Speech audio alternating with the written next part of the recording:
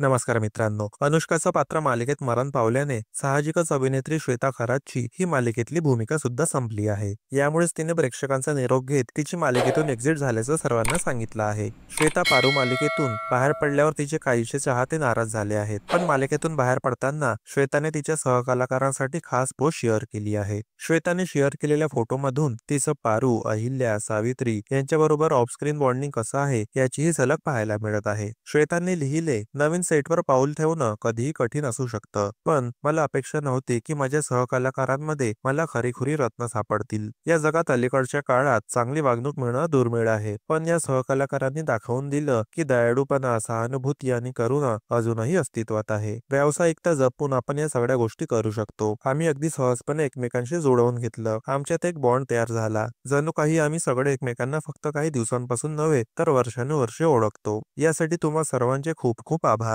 येथील बहारदार सूर्यास्त, प्रत्येकाच्या चेहऱ्यावरचं आनंदाने भरलेलं हास्य आणि जीवनात आनंद घेऊन येणारे विनोद, या सेटवर सगळं काही मिळालं. ग्रेटफुल पारू. दरम्यान अहिल्यादेवीची भूमिका साकारणारी मुग्धा कर्णिक आणि पारूची भूमिका साकारणाऱ्या शरयू सोनावणेने श्वेताला पुढील प्रवासासाठी कमेंट्स करून शुभेच्छा दिल्या आहेत. तर सेटवरचे अनसीन फोटो सर्वांबरोबर शेअर केल्याने चाहत्यांनी श्वेताचे आभार मानले आहेत. आता श्वेता कोणत्या नवीन प्रोजेक्टमधून प्रेक्षकांच्या भेटीला येणार हे पाहणं महत्त्वाचं ठरणार आहे.